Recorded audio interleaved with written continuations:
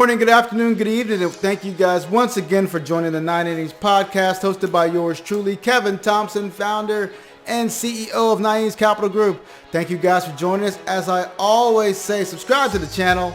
As I always say, go and get my book, MLB to CFP, live on Apple Books. If you have any questions, comments, or concerns, you can reach out to us at www.9inningscapitalgroup.com, schedule an appointment, or you could email us at 9innings@9iCapGroup. Send your questions, comments, concerns there. You can also listen to our YouTube on our YouTube station, 9 Innings Capital Group there. You can also go to iTunes and type in 9 Innings Capital Group there and listen to the audio version. So thank you guys for joining and listening. And today we are talking about trending financial topics. Let's get it.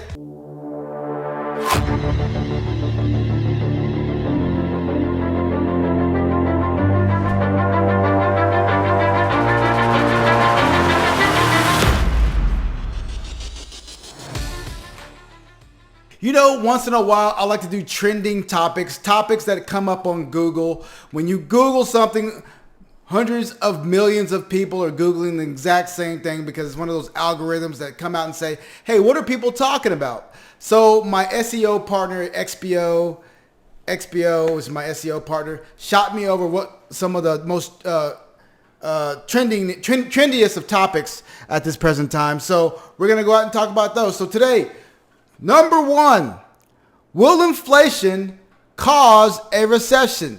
Kevin, will inflation cause a recession? Well, what we need to do is change the language on that. Not if inflation will cause a recession. Can inflation cause a recession? So let's break this down. Not all inflation is the same. It depends on what your economy is doing and where it is. So if you think about it, if this was a different environment where the economy was not nearly as strong, it was more fragile, the current pace of inflation may be something that could be seen as a significant detriment and would lead us to a recession. However, our economy at this present time is coming off one of the strongest 10 years in our history. Now we're looking towards an environment where there's higher inflation, possibly higher unemployment, and possibly lower growth, which doesn't necessarily mean it's a recessionary environment, but it could lead us into a recessionary environment, but it may not lead us into a recessionary environment. And if it does lead us into a recessionary environment, the real question is, what is the depth of that recession? Is it going to be a deep, strenuous, difficult type of recession? Or is it going to be one of those recessions that we get into and it's like, oh, you know what? It only lasted a few quarters. So the question remains, will inflation cause a recession?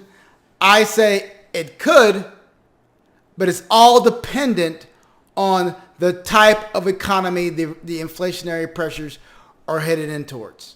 And as you know, our economy is very, very strong, and the Fed is raising interest rates to slow that economy down to relieve the inflationary pressures.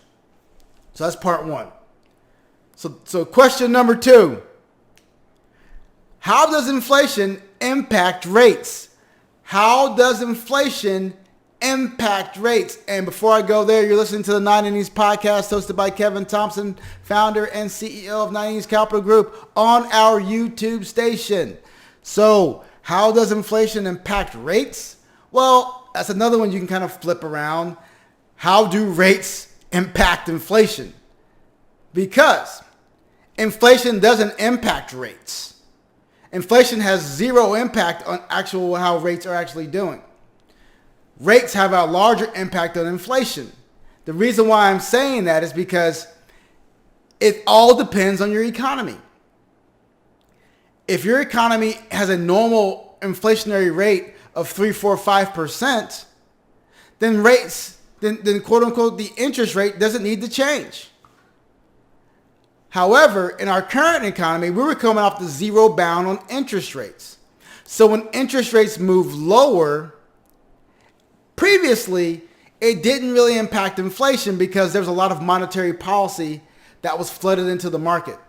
Now what you're seeing is the impact on monetary policy tightening, interest rates rising, pandemic pressures, supply constraints, and war in Ukraine and Russia.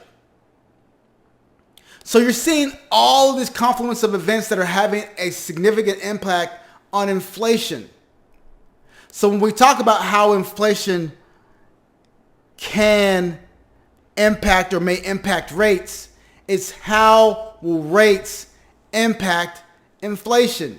And the Federal Reserve is doing what it believes it has to do to impact inflation by increasing interest rates.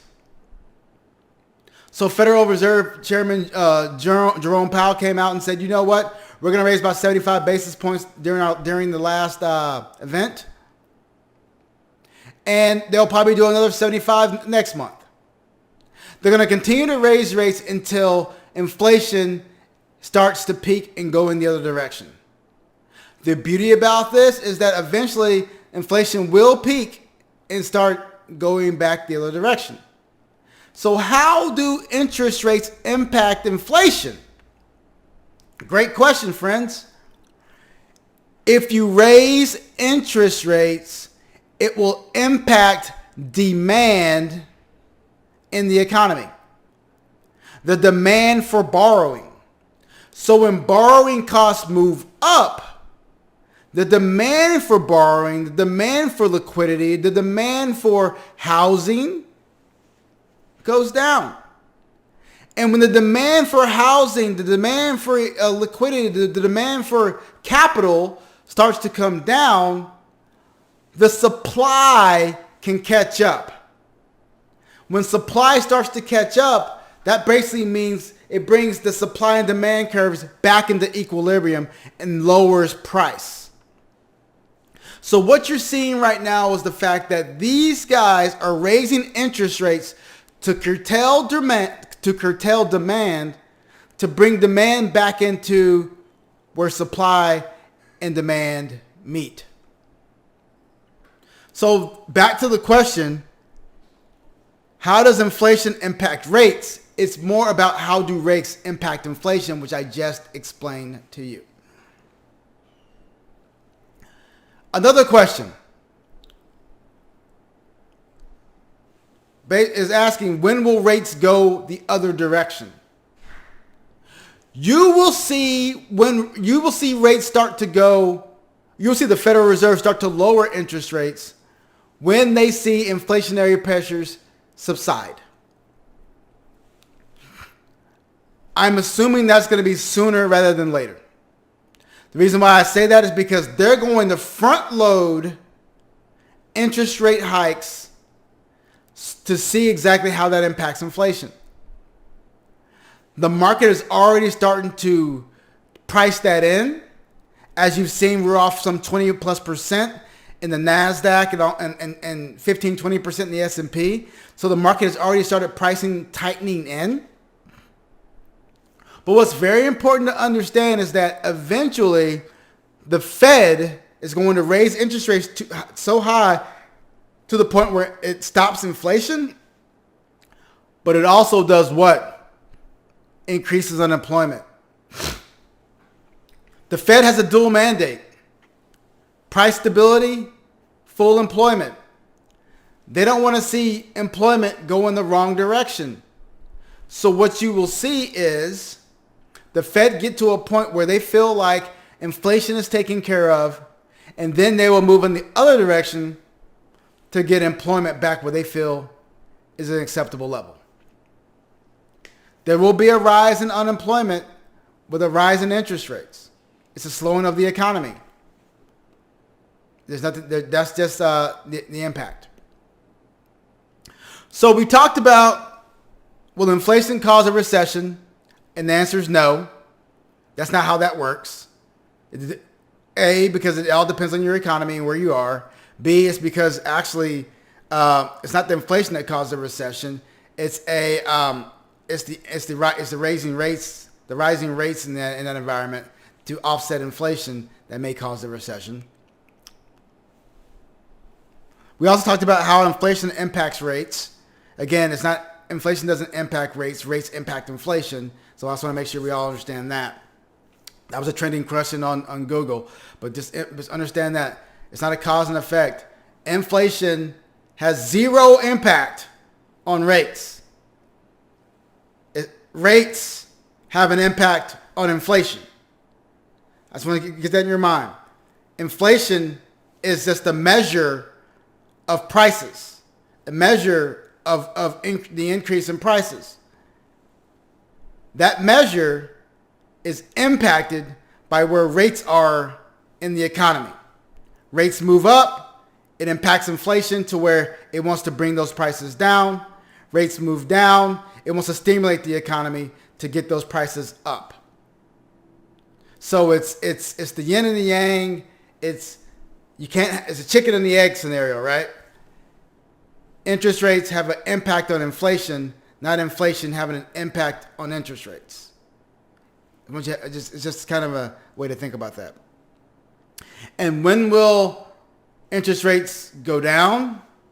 When the Fed sees that inflation has peaked and started to move in the direction they would like. But what's beautiful about all this stuff, because we have these conversations on trending topics, I got a bonus trending topic for you. It's about the housing market. One of the questions was, hey, housing prices and also housing rates have gone up. And the answer is yes. It's more of a statement, but the answer is yes. Interest rates have gone up. So the question is, how do interest rates impact housing? And the answer is going to be, it impacts housing by increasing the cost of borrowing for housing to lower the demand and bring down housing prices. So by lowering the demand and bringing down housing prices, it makes it more affordable for others to go out and purchase a home, even though rates have gone up. Let me say that again. Right now, housing prices are really, really high because there was so much liquidity out there. And of course, the pandemic caused lots of people that were in very populous and higher value areas of the world to come to lower value areas of the world and buy homes for cash, which basically propped up these housing values. Now what you're seeing is that people were buying houses at 4.5%, getting into larger homes at a reasonable interest rate. But now the Fed has raised rates again that push housing prices or housing rates on the 30-year up to over 6.5%, which doesn't make it as palatable in buying new property. The cash buyers can still do what they do, but the people that finance these homes can't go out and buy these homes at this present time. So what happens? They're theoretically saying we want to bring down the demand for housing that allows the supply of housing to catch up. And once the supply catches up, the prices should fall. When prices should fall, the inputs to those prices should fall as well, which therefore impacts inflation, which brings prices down across the board. All of this is like an intricate web, whether it be housing, whether it be interest rates, whether it be inflation, whether it be gas, whether it be diesel, whether it be refineries. All this is an intricate web in this globalized system. If an input on one thing goes up, inputs on everything else go up commensurately. Inflation is not a deadly virus. It's something that was needed back in the last decade because they were trying to get inflation targets up and they never could because there was so much cash in the environment and there was so much cash chasing so little assets. Now you have so much cash or not enough cash if I'm trying to get that right. Very little cash. We still have a lot of cash out there because that's coming off of the environment. But now the government's pulling back their cash, which basically leaves less cash for the economy, which ultimately what they're trying to do is bring down the demand and bring down the sloshiness of liquidity in the environment, which hopefully will bring down prices. I hope this has been a valuable use of your time. I hope this has been something that you can all learn from. Here in the 9 Innings podcast today, we talked about trending topics.